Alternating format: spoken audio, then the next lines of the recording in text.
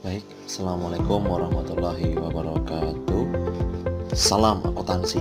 Halo teman-teman akuntansi, bagaimana kabar kalian semuanya? Baik semua kan? Ya, baik. Berjumpa lagi kembali bersama Bapak di mata pelajaran akuntansi dasar. Pada kesempatan yang baik ini, kita berjumpa kembali pada pertemuan yang kelima ya di mata pelajaran akuntansi dasar. Yang nanti Bapak berharap untuk video ini anak-anak dan teman-teman semuanya bisa mencermati dan bisa dicatat di rumahnya masing-masing. Ketika nanti misalnya ada pertanyaan, bisa dituliskan pertanyaannya di kolom komentar, atau memang jika anak-anak tahu nomornya Pak Farid, silakan langsung WA atau hubungi nomor Pak Farid ya. Baik anak-anak, untuk mengawali kegiatan pembelajaran kali ini, baik kita awali dengan membaca basmalah bersama. Bismillahirrahmanirrahim. Oke, teman-teman akuntansi semuanya, jadi pada pertemuan kelima ini Bapak akan menyampaikan terkait tentang akuntansi pada umumnya. Namun untuk pertemuan kali ini ada hubungannya dengan pertemuan yang ketiga kemarin. Ya, biar nanti lebih jelas, jadi mohon diperhatikan ya, bisa dicermati. Jadi di kesempatan kali ini, pertemuan kelima ini, anak-anak nanti di rumah bisa memahami salah satu materi yang Bapak pikir ini nanti bisa bermanfaat untuk masa yang cukup lama, khususnya di SMK. Nanti anak-anak bisa diambil hikmahnya, dapat diambil ilmunya sampai nanti di kelas 3 ya.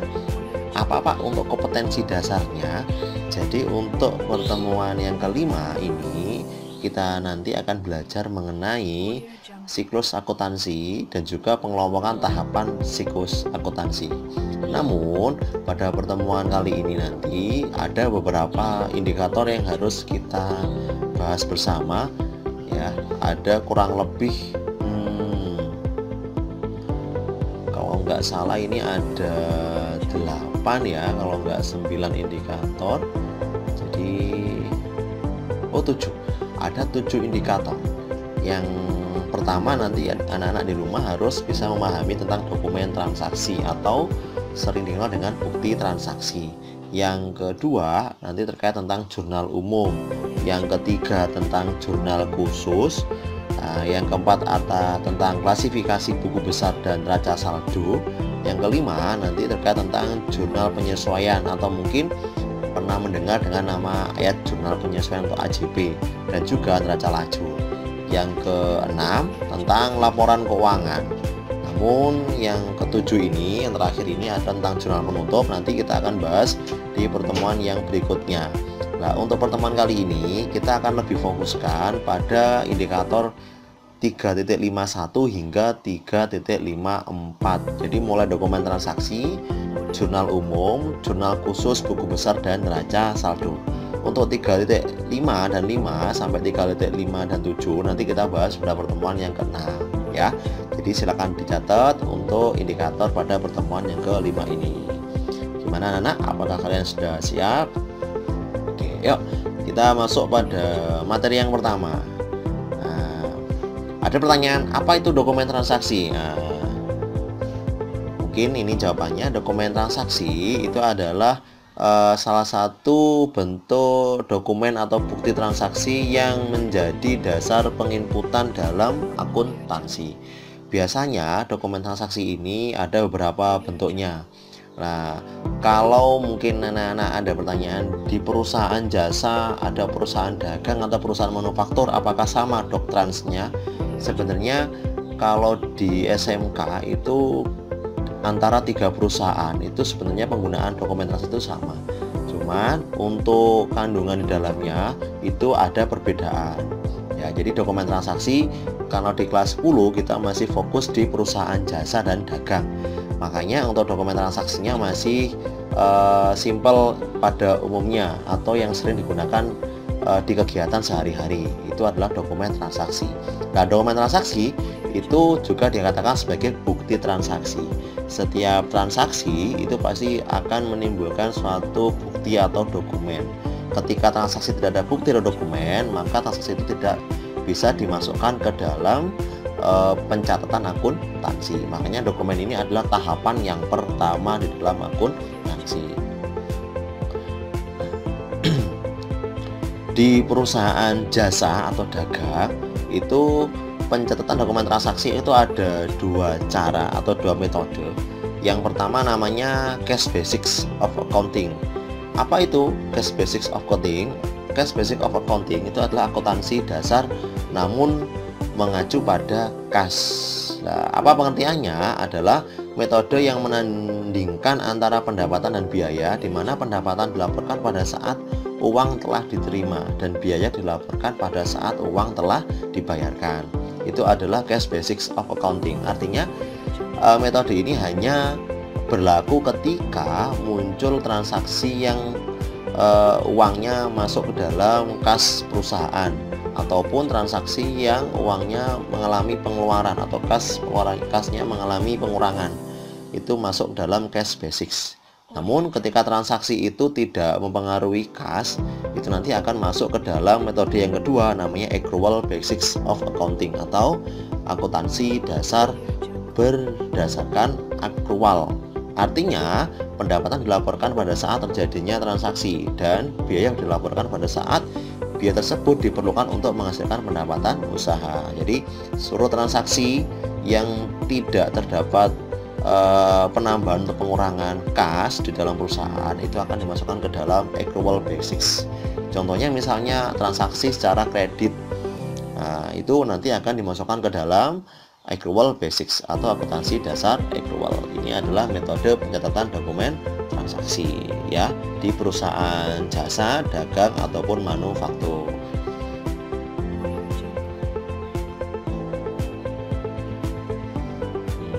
Ya.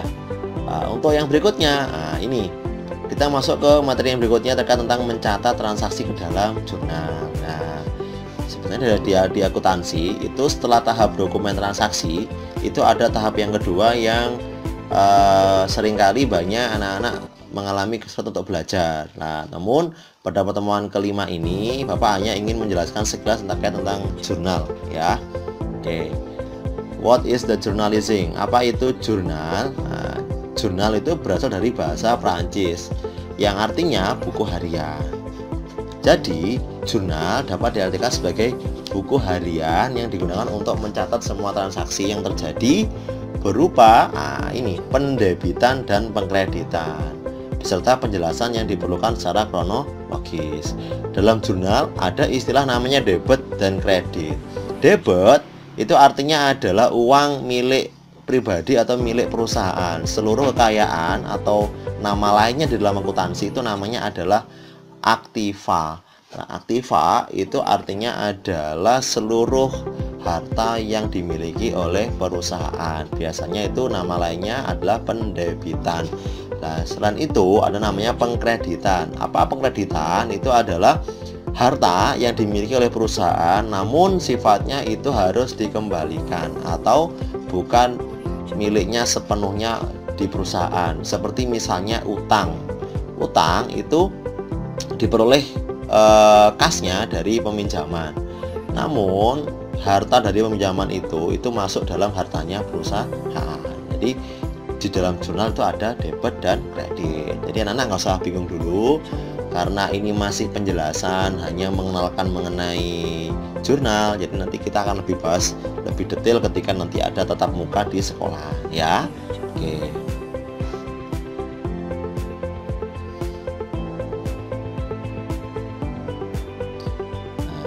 Pak, bagaimana sih bentuk dari siklus?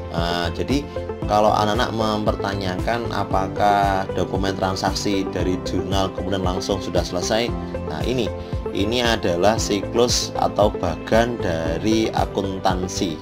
Nanti siklus ini akan mempermudah anak-anak untuk belajar akuntansi, karena akuntansi itu sifatnya adalah sistematis. Artinya apa? Saling berkaitan. Yang pertama nanti memang harus ada analisis transaksi.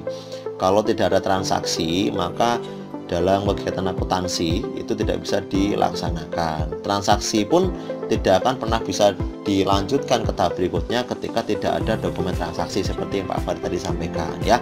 Setelah transaksi maka akan dicatat ke dalam jurnal. Di jurnal nanti ada debit sama kredit yang tadi saya jelaskan. Setelah di jurnal nanti akan diposting ke dalam buku besar ya.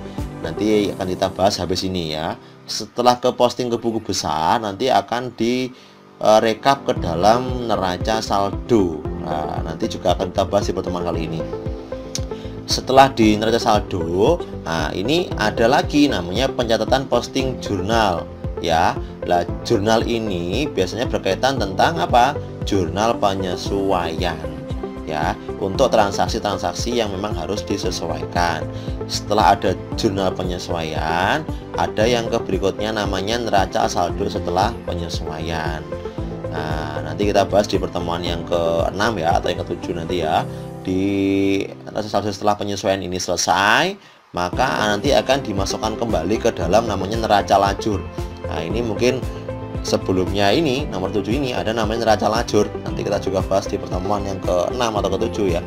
Nah, setelah neraca lajur baru nanti akan ketemu apakah laporan kita mengalami keseimbangan atau tidak. Setelah itu baru kita buatlah laporan keuangan.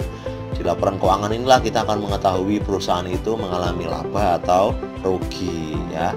Setelah laporan keuangan selesai baru kita akan membuat jurnal penutup untuk mengetahui dan untuk menstandarkan antara harta di awal dengan harta di akhir periode. Dan terakhir adalah neraca saldo setelah penutupan. Jadi ini adalah siklus dalam akuntansi yang nanti kita harus bahas, kita harus pahamkan bersama untuk persiapan di semester yang kedua dan juga untuk di kelas 2 dan kelas 3 ya. Jadi anak silakan dicermati ya.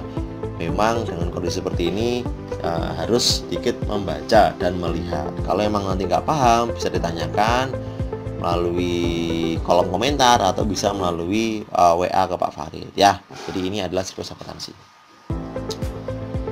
Kembali ke ini jurnal umum. Bagaimana sih Pak bentuknya jurnal umum? Jadi jurnal umum itu bentuknya adalah seperti ini. Jadi kalau anak-anak nanti di rumah ini silahkan dicatat di bukunya sampean semuanya. Jadi jurnal umum itu ada namanya kepala jurnal. Nah, di kepala ini atau kop ini kita harus menuliskan nama perusahaan. Di bawahnya dituliskan jurnal umum atau kalau dalam bentuk bahasa Inggris namanya entry journal ya. Bawahnya lagi ini periode. Pak, periode itu apa? Periode itu adalah waktu dan tanggal penulisan jurnal. Biasanya periode ini ditetapkan di akhir bulan atau di akhir periode atau akhir tahun. Ketika di akhir bulan maka tulis aja di periode ini itu adalah 31 misalnya 31 Agustus 2020 atau di akhir tahun nah 31 Desember 2020. Ini wajib ada kop jurnal atau kepala jurnal. Lanjut di bawahnya lagi yang kuning-kuning ini, nah, dari yang sebelah kiri itu ada tanggal, ada nomor bukti ya atau nomor bukti, kemudian ada nama akun atau keterangan, ada ref, ada debit dan ada kredit. Tadi sedikit kita singgung ya, debit dan kredit. Dari yang pertama dulu tanggal. Apa tanggal itu? Nah, tanggal itu adalah digunakan untuk mencatat tanggal, bulan dan tahun terjadinya transaksi. Misalnya nomor di kolom tanggal ini kita tuliskan ada pemasukan kas, misalnya tanggal 1 bulan 8 2020. Maka terus nih tanggal 1 ya bulan 8 2020 atau 1 strip 8 strip 2020 itu boleh. Bebas ya, yang penting tertera tanggal, bulan dan tahun. Nomor 2 itu adalah nomor bukti transaksi. Biasanya nomor 2 ini atau bukti transaksi ini berhubungan dengan surat bukti transaksi atau nanti akan dimasukkan ke dalam posting buku besar ya.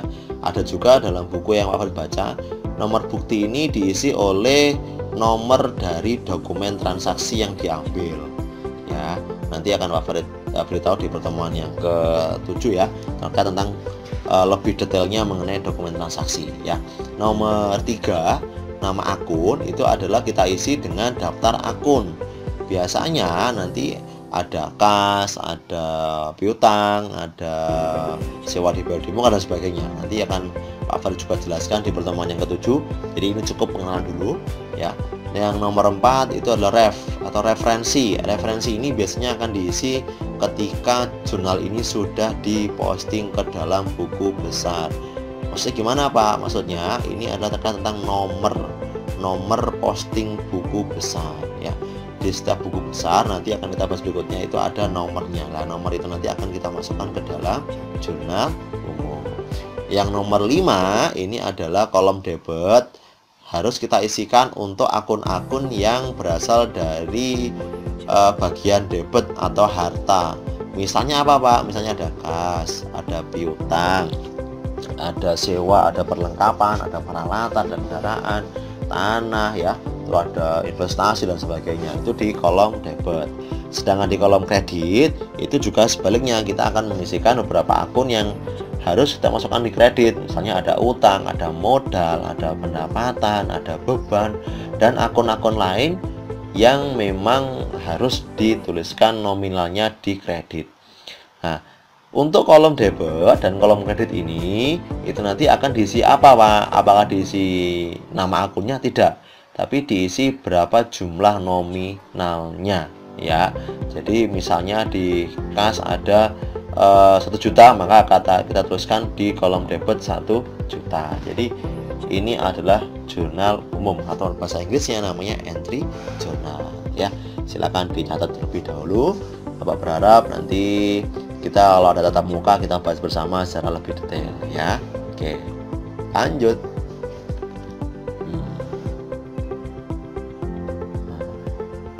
Selain ada jurnal umum, ada namanya jurnal khusus atau special journal. Apa itu Pak special journal? Jurnal yang muncul di perusahaan dagang dan perusahaan manufaktur. Kalau jurnal umum itu muncul di perusahaan jasa, perusahaan dagang dan perusahaan manufaktur. Namun ada namanya jurnal tambahan namanya special journal.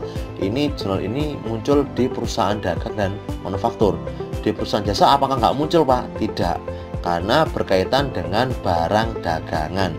Nah, di perusahaan jasa kan tidak ada jual beli barang, adanya transaksi jasa, makanya jurnal khusus itu tidak muncul. Apa aja jurnal khususnya? Ini yang pertama namanya jurnal pembelian ya. Jurnal pembelian itu adalah jurnal untuk mencatat pembelian barang dagang secara kredit.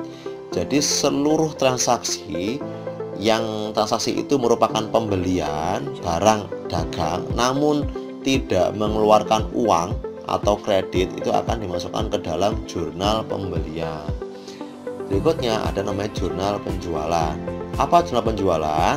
Jurnal untuk mencatat penjualan barang dan dagang namun sama dengan pembelian, yaitu secara kredit. Jadi seluruh transaksi penjualan barang dagang namun dilakukan secara kredit itu dimasukkan ke dalam jurnal penjualan. Yang ketiga ada namanya jurnal penerimaan kas. Apa itu Pak? Yaitu jurnal untuk mencatat penerimaan kas dari segala sumber penerimaan. Artinya apa? Seluruh transaksi jual ya, menjual barang dan dapat uang itu harus dimasukkan ke dalam jurnal penerimaan kas. Ada uangnya loh ya. Kalau tadi menjualan secara kredit itu dimasukkan jurnal penjualan. Yang keempat namanya jurnal pengeluaran kas, yaitu jurnal untuk mencatat pengeluaran kas untuk seluruh kebutuhan. Ketika ada pembelian, pembayaran, dan itu harus mengeluarkan uang atau kas, itu akan dimasukkan ke dalam jurnal pengeluaran kas. Dan terakhir, ini loh Pak, kok ada jurnal lagi? Ketika ada transaksi tidak bisa dimasukkan ke dalam 4 jurnal, jurnal pembelian, jurnal penjualan, penerimaan kas dan pengeluaran kas, maka akan dimasukkan ke jurnal umum. Loh Pak, apa bedanya jurnal umum ini dengan yang sebelumnya? Kalau sebelumnya itu untuk mencatat seluruh transaksi, baik tunai, kredit ya. Namun kalau jurnal umum yang di sini itu khusus untuk mencatat transaksi yang tidak bisa dimasukkan ke dalam 4 jurnal yang lain. Misalnya apa? Misalnya adalah retur pembelian. Apa itu retur, Pak? Retur itu adalah pengembalian barang, ya, bisa akibat barangnya rusak atau barangnya tidak sesuai. Tapi ini akan lebih kita bahas lebih detail di semester yang kedua, ya. Jadi ini hanya pengenalan sekilas tentang jurnal khusus atau spesial jurnal, ya. Sekali lagi dicatat di bukunya masing-masing. Pak, ini apa bedanya jurnal umum dan jurnal khusus? Jadi memang ada sedikit perbedaan, ya. Yang pertama, kalau jurnal umum itu bentuknya. Untuk jurnal umum itu ada 2 kolom, ada akun, debit, dan kredit. Sedangkan kalau jurnal khusus itu ada banyak sekali kolomnya. Lupa seperti apa bentuknya, nanti kita bahas di pertemuan yang selanjutnya, ya, atau di semester yang kedua. Perbedaan yang berikutnya adalah postingnya ke buku besar. Ketika jurnal umum itu dapat dilakukan setiap adanya transaksi. Jadi habis ada transaksi bisa kita langsung masukkan ke posting buku besar. Sedangkan untuk jurnal khusus itu harus selesaikan terlebih dahulu untuk seluruh transaksi, baru kita bisa pindahkan atau posting ke buku besar. Perbedaan yang ketiga terkait transaksi itu semua jenis transaksi harus dicatat dan secara teraktual. Sedangkan kalau di jurnal khusus seperti yang saya sampaikan, transaksinya tunai ya di penerimaan kas atau pengeluaran kas, ketika kredit bisa pembelian atau penjualan. Artinya itu ada kelompoknya. Yang berikutnya perbedaannya, jurnal umum terkait tentang pencatatan bisa dilakukan oleh 1 orang, namun kalau jurnal khusus itu harus beberapa orang.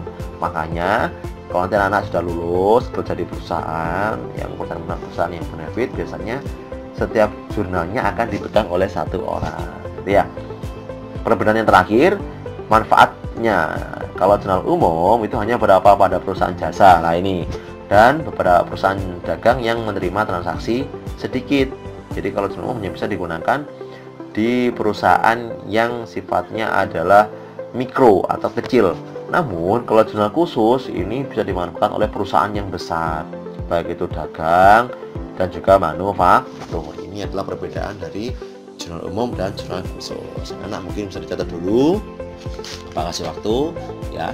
Bapak berharap silakan dicatat, dipahami. Sekali lagi, karena ini masih dalam pandemi corona, Bapak berharap ketika memang ada ketidakpahaman jangan khawatir, nanti pasti ada waktunya kita bisa tetap muka, kita bahas bersama kembali dari pertemuan yang pertama hingga pertemuan yang kelima ini, ya. Jadi nggak usah khawatir. Kalau emang ada pertanyaan lain bisa hubungi di nomor Bapak yang ada di WA-nya grupnya masing-masing. Oke, lanjut ya. Ya. Oke. Setelah tadi kita belajar tentang dokumen, ada jurnal, yang berikutnya ketika sudah selesai semua kita harus melakukan posting atau pindahkan ke buku besar. Ada pertanyaan nih, apa ya fungsi buku besar? Buku besar itu adalah kumpulan akun yang disusun sedemikian rupa sehingga mudah ditemukan saat diperlukan. Tab buku besar ini sering disebut sebagai posting. Jadi kalau anak-anak SMA, karena kita SMK ya, kalau SMK mungkin tahu buku besar atau ledger. Tapi kalau di SMA itu buku besar itu jarang dipakai. Sering digunakan istilah namanya posting. Buku besar juga digunakan untuk mencatat dan pengelompokannya transaksi sesuai dengan jenisnya masing-masing. Itu adalah buku besar. Ya, Pak, buku besar itu apa aja bentuknya? Buku besar itu ada 4. Jadi ada 4 bentuk dari buku besar. Yang pertama namanya buku besar T-form atau bentuk T, ya. Seperti apa bentuknya? Itu seperti ini. Jadi buku besar bentuk T atau T-form ini kenapa dinamakan T? Jadi karena hanya ada 2 garis, vertikal dan horizontal, di mana bagian atasnya itu kita tuliskan nama perkiraan. Misal ada kas, ya, sebelah kanannya ada nomor, ya. Nanti nomor dan nama-nama akun Bapak akan bahas di pertemuan yang ke-6 atau ke-7, ya. Terus di sebelah kiri itu ada debit. dan juga kredit ya. Maaf ada kucing ya. Nah, jadi ini adalah bentuk T atau T form ya. Jadi karena bentuknya T seperti ini. Bentuk yang kedua namanya buku besar bentuk sekontro. Nah, apa itu Pak sekontro? Buku besar yang memberikan laporan di satu sisi. Loh Pak, kok satu sisi? Nah, jadi atas ini kita isi nama akun, yang sebelah sini ada nomor akun atau kode akun. Nah, sebelah kiri itu tanggal, ini ya ada tanggal ya, ada uraian itu sesuai dengan transaksinya, ada ref dan jumlah. Yang sebelah kiri ini itu untuk transaksi di kolom debit ya. Jadi seluruh akun yang masuk di bagian debit maka kita letakkan di tanggal, uraian, ref dan jumlah sebelah sini. Nah, yang satunya tanggal, uraian, ref dan jumlah ini untuk transaksi yang kita masukkan ke dalam kredit. Jadi kenapa dinamakan dengan sekontro atau satu sisi? Karena seluruh transaksi diletakkan di satu sisi yang sama atau sejajar. Ini namanya sekontro. Ini biasanya nanti di kelas 3 ada namanya ujian kompetensi keahlian atau UKK. Nah, biasanya kalau di UKK ini kebanyakan kita akan membahas dan mengerjakannya sesuai dengan bentuk sekontro ini. Jadi silakan dicatat ya, dipahami ya. Tuh. Oke, masuk ke bentuk yang ketiga. Nah, bentuk yang ketiga adalah namanya rangkap atau ganda atau double balance ledger. Seperti apa bentuknya Pak? Nah, seperti ini. Nah, ada tanggal. Oh, sebelumnya ada nama akun yang atas ya, pastinya ya, ada kode akun di sini atau nomor akun. Bawahnya nah, itu adalah ada tanggal, uraian sudah transaksi, ada ref, debit, kredit, debit dan kredit, atasnya ada saldo. Pak, rangkap atau ganda itu yang mana? Nah, yang mana kan yang rangkap atau ganda? Yang dikatakan dengan rangkap atau ganda itu adalah di sisi saldo ini itu ada sisi debit dan kredit. Nah, ketika sama ingat-ingat ketika ada sisi saldonya kok ada debit dan kredit, bukan yang sini ya, tapi yang saldonya ini, maka itu namanya adalah rangkap atau ganda ya. Karena kenapa harus dipahamkan Pak? Karena bentuk ganda ini akan sama dengan bentuk yang keempat ini, yaitu bentuk tunggal atau single balance ledger. Nah, kalau yang ganda tadi kan saldonya kan, kalau yang maaf ya, kepencet bentar. Kalau yang ganda tadi kan ada dua di sisi saldonya ya, ada debit ada kredit. Tapi kalau di tunggal itu saldo cuma satu, kosong seperti ini. Nah, jadi ingat-ingat ketika ganda ada debit dan kredit, kalau di tunggal cuma ada saldo. Yang lainnya gimana Pak? Yang lainnya sama, ada nama akun, ada kode akun, tanggal, uraian dan sebagainya. Jadi tolong dipahami, ini 4 bentuk dari buku besar atau ledger ya. Kalau nanti misalnya belum paham, bisa diputar kembali videonya. Nah, setelah buku besar selesai, setelah sebelumnya jurnal selesai, maka setelah buku besarnya selesai kita harus merekapitulasinya ke dalam neraca saldo. Tapi ada pertanyaan dulu, langkah berikutnya setelah buku besar apa bos? Adalah neraca saldo. Apa neraca saldo? Adalah daftar dari semua atau seluruh saldo akhir yang terdapat dalam keseluruhan buku besar perusahaan ya. Di perusahaan jasa, dagang dan manufaktur, neraca saldo ini selalu digunakan. Makanya anak silakan dipahami ya. Terus bentuknya seperti apa Pak untuk neraca saldo ini? Nah, seperti ini. Jadi simple ya. Atas ada nama perusahaan, ada neraca saldo, ada periode. Bawahnya ada nomor akun, nama akun, debit dan kredit. Nama perusahaan tulis, adanya sama. Periodenya seperti tadi. Kalau di akhir bulan 31 bulan berapa? Di akhir tahun berarti ya juga 31 Desember. Nomor akun. Nah, nanti kita bahas detail di semester 2 atau pertemuan yang ke-7 atau ke-6 ya. Jadi nomor akun ini nanti ada beberapa daftar akun yang harus anak-anak pahami. Nanti akan Bapak Farid akan sampaikan. Ini untuk raja saldo ini bukan ditulis sesuai dengan tanggal transaksi, namun dituliskan sesuai dengan nomor akun yang paling kecil. Contoh kas itu adalah akun yang paling kecil, nomornya berapa? 111. Maka kas ini letaknya nanti akan di atas sendiri. Yang kedua apa? Misalnya ada piutang, nomornya 112. Nah, jadi kalau jurnal umum ditulis sesuai dengan tanggal transaksi, tapi kalau neraca saldo ditulis sesuai dengan nomor akun yang paling kecil ya. Silakan ditulis terlebih dahulu, dipahami ya. Oke. Oh, sudah, ternyata seperti itu ya mengenai akuntansi.